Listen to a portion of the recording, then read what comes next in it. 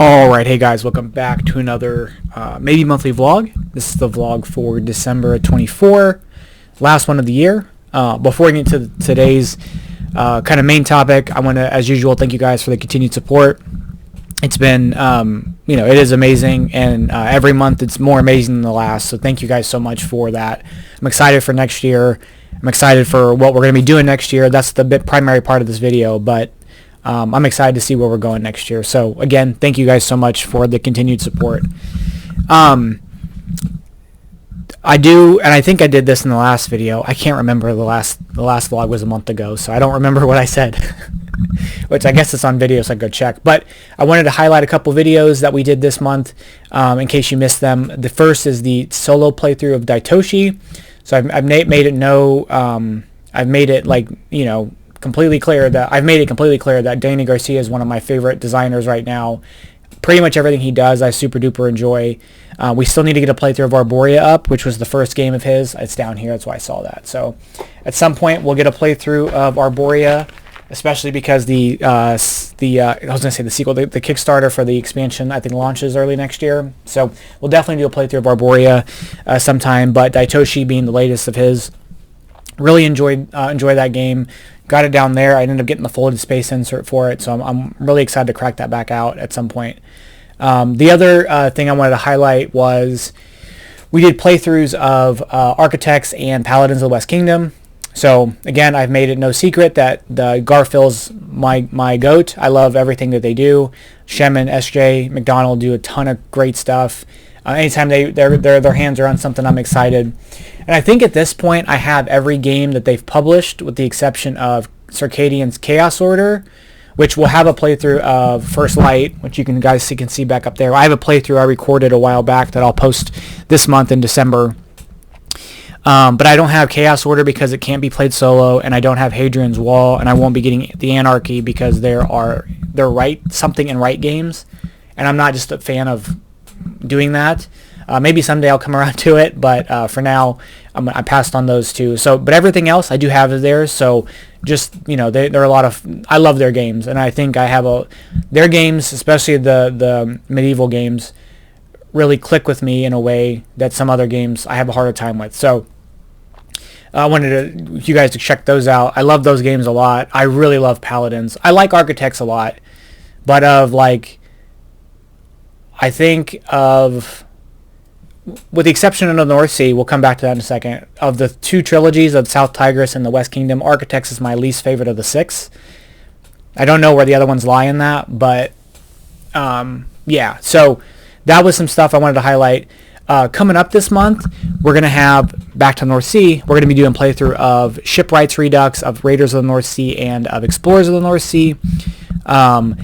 Again, just do the playthroughs for those because, again, I really enjoy that company, that publisher, and I love their designs. And the North Sea stuff is getting a bunch of reprints through Kickstarter. At the time I'm recording this, Kickstarter has ended, but the late pledging for the Kickstarter stuff is out there still. So I got myself the playmat for Raiders, the solo deck, the physical solo deck. I use the app for the playthrough. The Rune Saga stuff, a bunch of promos for West Kingdom and North Sea. So that stuff should be coming sometime next year. But yeah, that really motivated me into getting all the North Sea stuff because I'm kind of like an all or nothing person. So it had to be like, I didn't want to get the North Sea stuff. I couldn't get the deck. I don't want to get Shipwrights if I'm not going to get the other two. And then like Explorers is weird because Explorers is a beat your own score, and I don't really like that, but I actually really like the game. So anyway, it ended up being this whole ordeal that the small amount of OCD that I have in my brain managed to make it all make sense for me to buy it. So I do have all the North Sea stuff. So we're going to be doing playthroughs of the North Sea this month. I also want to do a playthrough of Everdell Duo, which I'm going to get to in a moment because there's something funny with that. We're going to end up doing a playthrough of, we're going to be doing, and I don't know if it's going to extend into January, but we're going to at least start doing a series of 4 playthroughs for Unconscious Mind. So I want to do playthroughs. We did a playthrough of the solo mode already, but I want to do a playthrough with the free association module, the modules that come, or like the free association expansion, the modules that come in the base game, and the Nightmares. It's Nightmares something. The big expansion. I want to do a playthrough of each of those, and then I'm going to do a playthrough with everything open. So we're going to do every single expansion and all that stuff. So I've already played through one playthrough so far, so I've got three more to record, but I'll be doing those, trickling those out throughout the month as well, maybe into January, depending on timing of stuff, because there's a lot of stuff that I want to get done this month in terms of plays. I do want to, I haven't learned it yet, and I showed this maybe last time, but I want to do this. I'm really excited about this game, Fate of an Empire, so I need to sit down and learn the rules and play through this, but this will be something that we'll be doing hopefully this month as well. Then I want to do a playthrough, and hopefully get it through this month or early next month, a playthrough of Stroganoff right there, because I should be getting the expansion stuff very soon, and I want to show the game, the base game plus the expansion. And then the Castles of Burgundy reprint is happening, and I do have Castles of Burgundy right down there. We've done a playthrough of that on the channel, but I reprinted. For the reprint, I ended up going for the acrylic tiles, some of the other pieces, and then the playmat. So I'll probably do a playthrough with the Vineyards expansion, solo playthrough of that sometime within this month or January, depending on the timing of it. At some point soon, Weapon X for Legendary should be, I think it released last week, so I should get it anytime, hopefully. We'll be doing stuff for that. My schedule for Legendary has already been done up, so some of that stuff I'm going to get pushed into January that I've already recorded. It's just random playthroughs to make room for Weapon X, but that's kind of the plan. We just did a playthrough for Agatha All Along, so check that out if you haven't, and I talk about my thoughts on the show. The end of December, we have, for Marvel stuff, there's the last season of What If. So like I did last year, was it last year maybe? It's only 8 episodes, but last year I did 3 playthroughs every week for 3 weeks to get through all the episodes. We'll do 2 playthroughs a week from into January into February for those. So we'll be doing those playthroughs at some point next month, but not this month. So that's kind of what's on the docket. There may be some other things here or there depending on what delivers, things like that, but that's kind of it. It really just comes down to what I feel like playing and if I want to do a video of it. But I do like doing the playthroughs of stuff that I've done before because I can just kind of jump into it and we can just get the playthrough done. So that's what I've really enjoyed about Andromeda's Edge. We can kind of just we've already done the playthrough. The first playthrough's got the rules. The rest of it's just let's just play and see what we do. And that really leads into the main topic of today, which really poor segue because I need to talk about Everdell Duo first. And then I'll get into the main topic of today, which you'll see in the title. But Everdell Duo got delivered extremely early. I think it was expected to deliver in March of next year, and they were getting sent out last week. So I got my copy yesterday, and it came in a big envelope, and man, that was rough. So I opened the envelope up, and I'm pulling it out, and I can feel what feels like a depression in the box. And you can look here.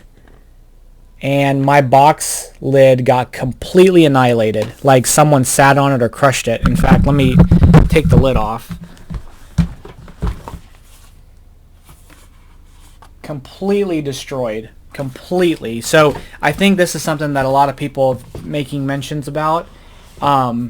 And I did email them. Hopefully they can get back to me and get me a new box or a new box lid. The rest of the box is fine. The components in the game are fine. Just the box got destroyed. And I'm honestly surprised that this has happened. This is the first time this has happened to me, considering how many things I order online in general, but considering how often I order or I've crowdfunded stuff, most everything comes great. And, you read the stories online of something coming broken or something coming messed up. I would say the Unconscious Mind box kind of got bent up a bit. It wasn't great, but for the most part, everything's been fine. So, I don't know. So if you guys, crowdfunded or bought a game and then you opened it up in the box and the box is completely thrashed, I'd be interested to know what you guys have had if you had that experience. But anyway, enough of that. Today's main topic is going to be about what I want to do for next year in terms of really giving some love and attention to some of these games. So our hobby's pretty much just what's the newest thing. We'll play that a little bit and then move on to the next newest thing. And there's constantly stuff like that. I want to do a playthrough of Evenfall that I see that there. So Evenfall might come this month too, as well as Minos. I just have to get Minos, but Evenfall might come this month too. Anyway. And, given that our stuff is so much like Cult of the New, Cult of the New, Cult of the New, these games do have and offer a lot of depth and strategic choice and tactical choices, and they often are not explored nearly as often as they should be or could be, given that we just have so many games coming every year, constantly trying to rotate things in and out, trying to experience new things, all that stuff. So if you guys, most of you guys are aware of the 10 by 10 challenges or whatever, where people play 10 games and they do 10 games and 10 playthrough. They play 10 games 10 times through the whole year and see if they can do that by the end of the year. I wanted to do that, but I thought 10 was way too many. So we're going to do a 5 by 5 challenge for next year. There will be 5 games that we'll be doing 5 playthroughs of each game to really dig deep into the potential strategy choices, potential tactical differences, kind of approaching different problems, and just giving some of these games the love and attention they deserve. A lot of these games do deserve that, and a lot of these games do offer quite a bit when it comes to that.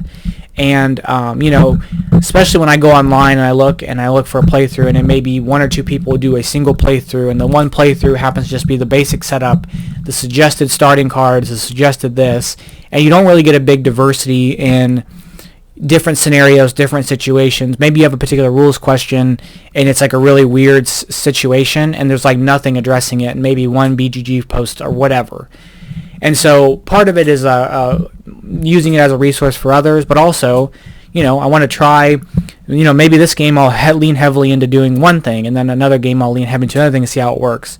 So that's kind of the goal of what I want to do for the 5x5 challenge. And considering next year's 2025, 5x5 or 5 times 5 is 25. So it'll be, the series of videos will be called 5x5 for 25. And again, it'll be 5 games that I want to do 5 playthroughs each of throughout the course of 2025. So with all that being said, I have 10 games here that are kind of at the top of my list that I'll narrow down, but I want your guys' help with narrowing that down.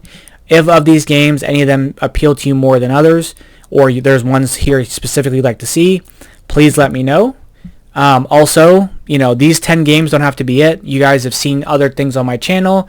You guys have seen games behind me, and those games if there's a demand for those instead, or one of those instead, we'll definitely do that.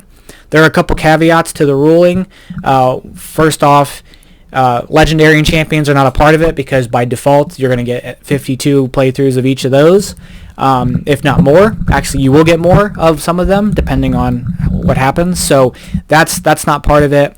I didn't want to do Andromeda's Edge because we've already done 6 playthroughs on the channel, and I'll do playthroughs throughout the year into next year on that game for sure. Slay the Spire, we've already done a ton of stuff, so I didn't want to do Slay the Spire. I didn't want to do Unconscious Mind because we're getting ready to do a bunch of stuff for Unconscious Mind anyway. Astronauts, Skytier Horde, games like those where I will probably do a bunch of playthroughs of throughout the year just here and there are not going to be part of that challenge. These are games that don't get to see a lot of attention from me that I wanted to express for you guys. A couple other things like Lost Ruins of Arnak won't be a part of it because I want to do a playthrough of the campaign. I meant to do it this year, but it just didn't end up happening. So I'd like to do a playthrough of the campaign for that. Legacy of You was an option, but again, it's a campaign, so I want to do a whole campaign of that. Probably, so there won't be any of the South Tigris games on this list because the expansions for those will come out next year. And then with the expansions, there's the Moon Saga, which is the saga box tying the 3 games together. And they specifically designed this to be a solo campaign. So I wanted to do a playthrough of each of the games with their expansions. But then also I wanted to do the Moon Saga. So that's going to be 9 more South Tigris videos next year. And depending on when it delivers, maybe into 2026. But that'll be a lot of that. So I didn't want to do that. So there's a couple caveats there, but for the most part, if something is wanted to be seen, please tell me, and we can definitely do that over the options I've chosen. But I wanted to go over those options with you guys and see what you guys think. So the first one, I only have the box of the expansion over here because I didn't want to. There's a lot of boxes up here. It's going to be Role Player. So this is the expansion for Role Player. It's Monsters and Minions, but it's because it's all the stuff's in this box and the other box. Role Player, if you guys don't know, is you're like creating a D&D character and you're filling out your stat sheet with dice. So you're drafting these dice and you're doing equipment, different like, they're getting like, what else are you getting? You're getting equipment, you're getting weapons, you're getting different traits, and you're creating like a character. And then at the end of it, with the expansions, you get to fight a big boss.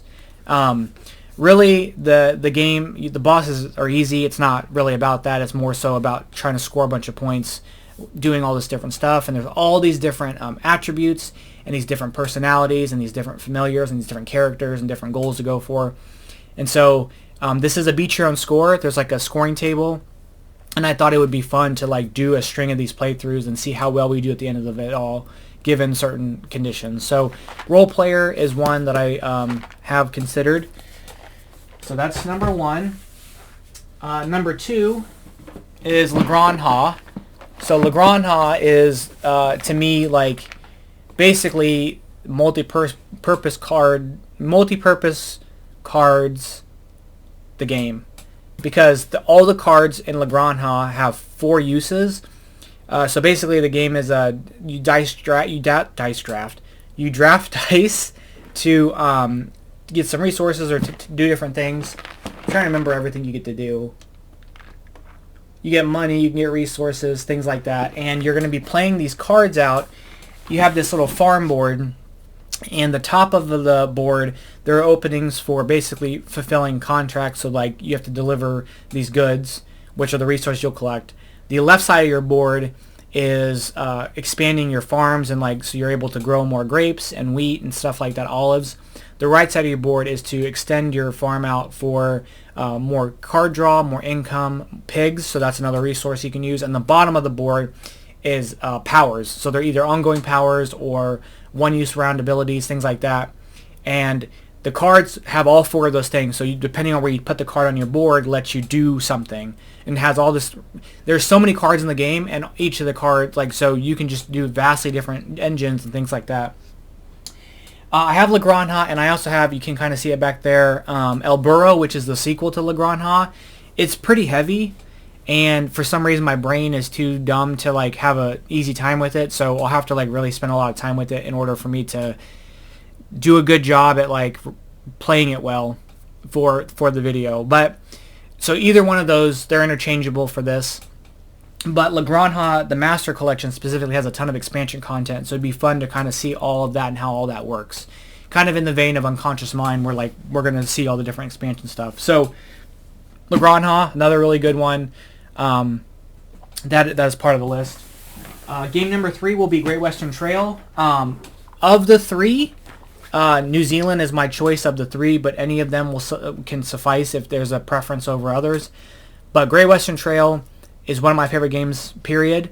And I think with New Zealand, because New Zealand really focuses on the deck building, and there are 10 decks and only 4 are used through the game, each game, there will be a lot of variability in how your deck building will work. In addition to that, Great Western Trail just does a really good job at, you can focus on a particular strategy. You can focus on engineering, you can focus on shearing, you can focus on building, or it's not whatever, it's not a cowboy because the cowboy is not cowboys in this game. But either way, you can focus on something and really excel on that particular thing, and that'll change your strategy throughout the game. So we have Great Western Trail New Zealand, Great Western Trail Argentina, and Great Western Trail 2nd Edition with the Rails of the North. Any of those will suffice. We'll probably end up doing playthroughs of all 3 of these next year regardless, but whatever one we choose, if it's chosen, we'll do the 5 playthroughs of that one. And so yeah, Great Western Trail, awesome game. That's that. The last one you can see on this stack is Ark Nova. This is also one of my favorite games. And with the new maps out, there's a lot of variability with the maps, so that'll take different strategy.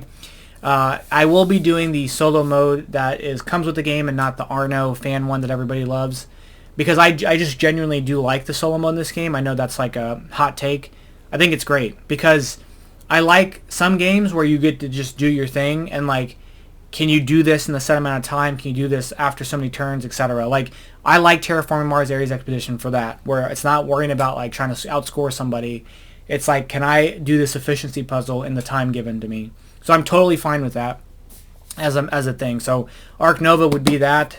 You guys all should know Ark Nova, but it's you're building out your zoo, and you've got all these different cards with these tags, and you're able to play stuff, and you're putting little shapes on your zoo and doing things like that. So Ark Nova, again, we'll probably do a playthrough of this regardless because I love this game so much. I just need to get a couple more upgraded bits for some of the pieces, but I've upgraded the money already, so I need to upgrade some other things. But yeah, Ark Nova, that's another one. Now this game here is one of the ones that really created the the thought of this particular thing, and it's going to be Anachrony. So Anachrony is a worker placement game. This is the big infinity box, and I don't know if I have a way to show how this game looks. Does this have pictures? So Anachrony is worker placement. Is there a picture of the setup here? And you are you've got this leader of a civilization, and like time's running out, and you have to like worker placement on the board in like a mech suit, or you can worker placement on your own personal board with your people, and some of your people like are overworked and all this other stuff. But it's a really cool worker placement game. Dave Turczi, one of my favorite designers too, designed this, as well as some other people, but Dave Turczi is the one that made it notable to me. And there's a ton of expansion content for this, so it'd be good to like play through several parts of it to kind of see how they all work. I'm really excited about this. So again, if we don't pick this for the 5x5, I will probably at least do a playthrough of it. But yes, Anachrony, this is one of the games that really brought to my attention, like, oh, this would be fun to do, because there's so much here that would be great to see playthroughs of. So Anachrony, number 5. Number 6, Endless Winter, kind of for the same thing we talked about before. There's a lot of expansion content, and you have to switch stuff out. So this is deck building and worker placement, but the cards that you draw from, there's 5 like fixed decks that you can take stuff from, and then like an offering. And of the 5 fixed decks, there's like I think it's 5 fixed decks. Yeah, some of them get swapped out when you do expansions. So I think it would be cool to kind of see how they interact with stuff and like swapping those things in and out and really changing strategy based on that. Plus, there is a little bit of asymmetry depending on which leader you choose and all that stuff. So this would be another good one, I think, because there's so much content for it to be able to see it all and see how it plays and things like that. So Endless Winter, again, another game that we'll probably just do a playthrough of at some point if this isn't chosen, but this would be a good candidate for that. Again, another kind of reason why is Darwin's Journey. So Darwin's Journey is another worker placement game.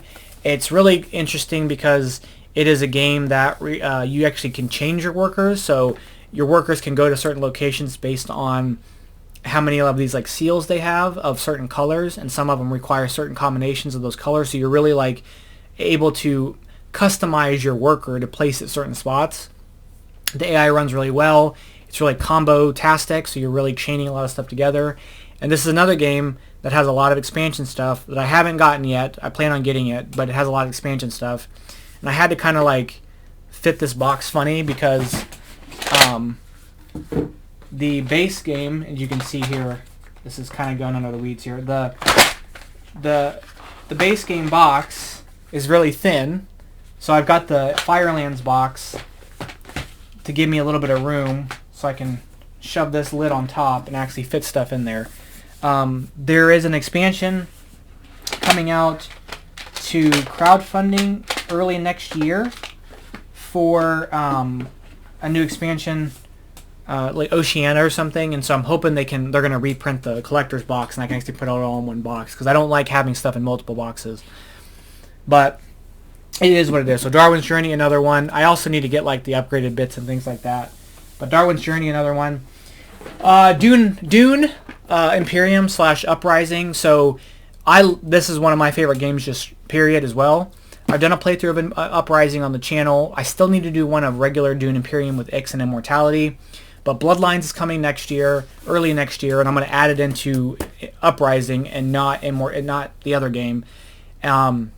So that way, there's a lot to the other game already. I didn't want to add to this. So either one of those, there's a ton of leaders, so I think that really drives different strategy. And then especially with Bloodlines, there will be a lot to introduce for that. So Dune Imperium or Dune Imperium Uprising, either one. I want to pick one over the other if we do get the choice. But we'll definitely do a playthrough of this once Bloodlines comes out, and I'll definitely be doing a playthrough of regular Dune Imperium with Ix and Immortality. The second to last option is Raiders of the North Sea, or Explorers of the North Sea, sorry. And again, we're doing a playthrough this month, but again, in the same vein as Role Player, this will, I think that it's a beat your own score, and given how the way this game works with the beat your own score is that every game when you're playing normally you get like a crew captain leader kind of guy, and they have a special end game scoring condition. The way solo works, you pick two of them, and you have to score the lowest of the two. So depending on how those come out, really will drive strategy for that game. And so I think that's where it's really interesting to see on repeated plays or see the tactical choices that are made, because you know that this game I've got one of mine that care about sets of settlements, destroyed ships, and the putting your little houses out, outposts. And then my other one is like, it cares about, you get extra points for sets of animals. So you're like, okay, how do I accomplish all this given that as I'm drawing tiles out and placing them out, the map is going to change. I need to construct the map in such a way that's going to accommodate these goals. So it'll make more sense once you guys see the playthrough if you haven't seen this before, but that's really where I'm leaning towards this one in that regard. And then finally, the other game that really made the choice for me is A Feast for Odin. So A Feast for Odin, this is the expansion box, because the other box is over there. I don't even know what's in this box. Oh, just this. Okay. A Feast for Odin is another worker placement. Aside from deck building, worker placement is my other favorite mechanic. And it is, you've got like 80 or 60 spots. Like, there's so many spots. And the way the solo mode works is you're going to be placing workers out and doing stuff in the next round. You're going to be placing a set of workers out, blocking the spots that you had the previous round, and you're going to do that back and forth. So you can't go to the same spot you went to the last round because there's workers blocking those spots. Some of the spots also take more workers, so some spots take one, while some take up to 4. So that really can change the length there.